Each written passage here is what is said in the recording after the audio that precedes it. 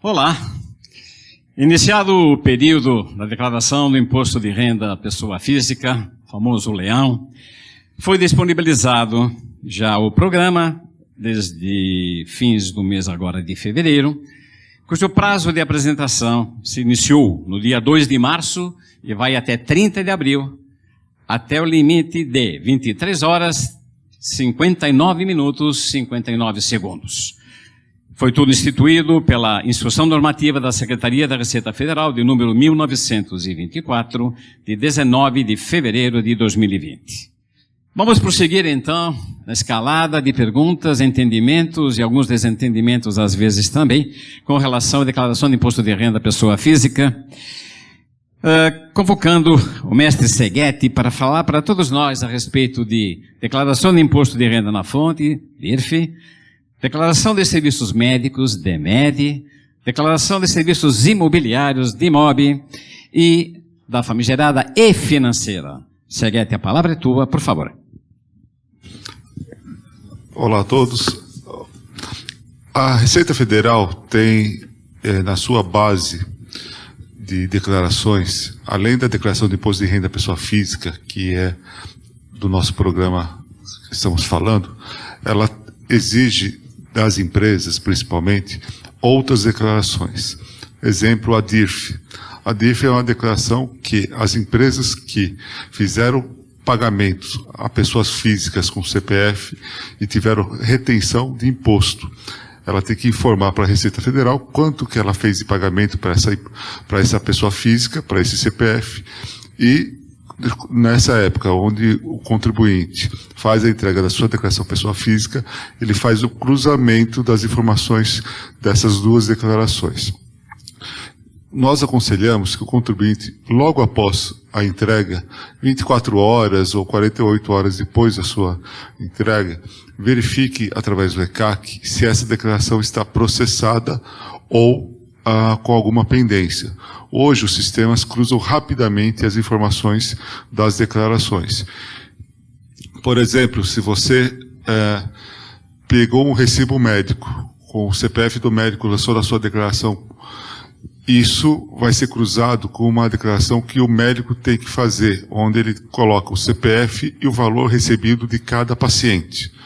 Se essas informações não forem idênticas, você vai cair o que todos conhecemos como malha fina.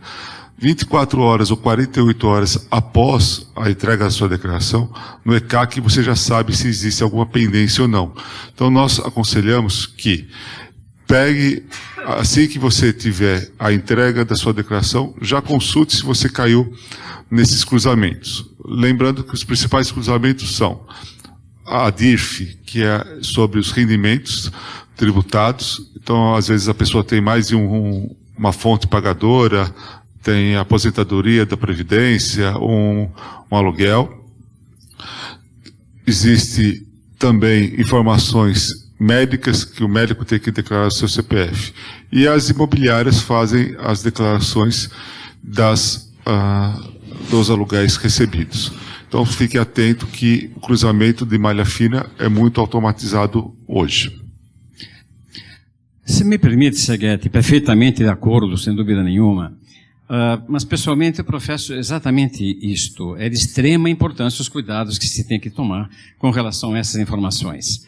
E quero ampliar um pouco mais até por experiência própria nessa questão. Por que não? Já que a Receita Federal nos disponibiliza a declaração pré-preenchida, onde principalmente lá consta, além dos bens que já vinham da declaração anterior, pelo menos no saldo base inicial do ano, mas ela te passa todas as fontes que informaram os rendimentos. Primeiro, que trata da DIRF especificamente. Na sequência tem também todos os serviços clínico-médicos hospitalares que estão informados pelas fontes pagadoras. Melhor dito, elas são recebedoras, os pagadores somos nós. E ainda as imobiliárias também com relação a aluguéis, administração, compra e venda e assim por diante. Por que não fazer uso então e checar antes de transmissão da declaração todas essas informações que estão lá de graça? e com isto já verificar, via de regra, a distorção e diferenças entre informações prestadas por estas fontes com relação aos informes que nós temos em mãos. Isso me tem ocorrido N número de vezes. Da mesma forma, alguns informes eu não tenho e alguém declarou. Enfim, por que não, repito, verificar, checar, antes de transmitir, contacta as fontes onde houver distorção, corrija essas diferenças, aí depois com um pouco mais de tranquilidade pega e entrega. E desta forma se evita tempo, custo, preocupação, e aí o que vale dizer, não podemos negar, se tem que fazer uso de profissionais da contabilidade que sabem, que entendem e que fazem. Muito obrigado, Seguete. Na sequência, vamos falar com a Andrea com relação ao seguinte questionamento. MEI. O que se faz ou o que fazemos, que faremos com relação ao microempreendedor individual? Por gentileza, André. Aqui vale, antes de começar a falar, uma ressalva. O MEI, a gente vai falar do imposto de renda da pessoa física. No entanto, ele tem a declaração dele como MEI, que é uma coisa da parte jurídica. O MEI tem um equívoco em relação à entrega de imposto de renda, porque muitos consideram que seria isento. No entanto, não é.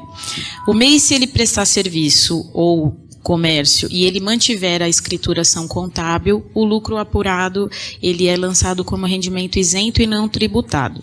No entanto, se esse rendimento não for acompanhado por um profissional de contabilidade, o que a gente sempre sugere, ele deverá seguir a margem de presunção para que ele consiga fazer a parte que é tributada e a isenta.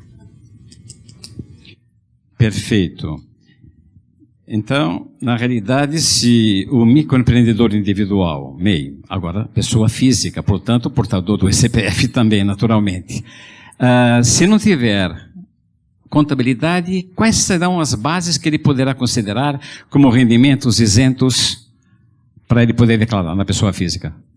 Ele segue a presunção como no lucro presumido para serviços, 32%, 8% para quando é comércio, e tem que seguir, na verdade, de acordo com a atividade, né? Então, eu recomendo que a gente sempre utilize a base de presunção como é feito para lucro presumido, no entanto, observando qual é a atividade que ele segue para fazer o correto cálculo.